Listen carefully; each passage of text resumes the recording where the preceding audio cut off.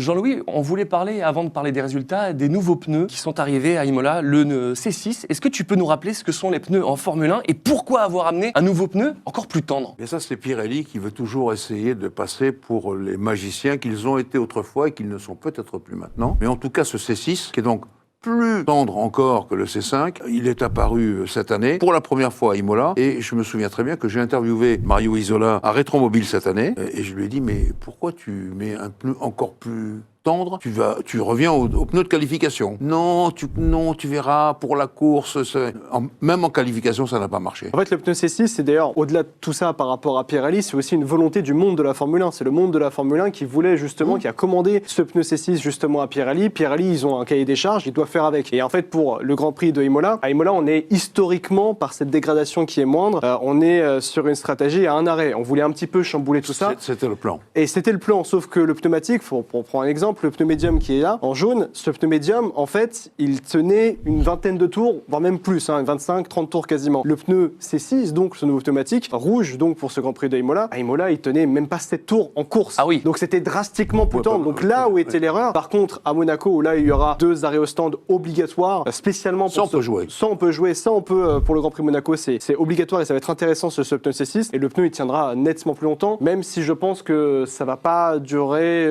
plus de 25 tours, je pense. C'est un choix difficile. Hein. Ouais. Ce pneu C6, c'est très très compliqué. Il peut aider les petites équipes, ce pneu ultra tendre? Oh non, il c'est faut le vraiment contraire. des équipes justement de pointe qui ont je veux dire, de l'aéro, des châssis. McLaren, on va le voir par exemple. d'ailleurs pour ça. Le reste, c'est impossible.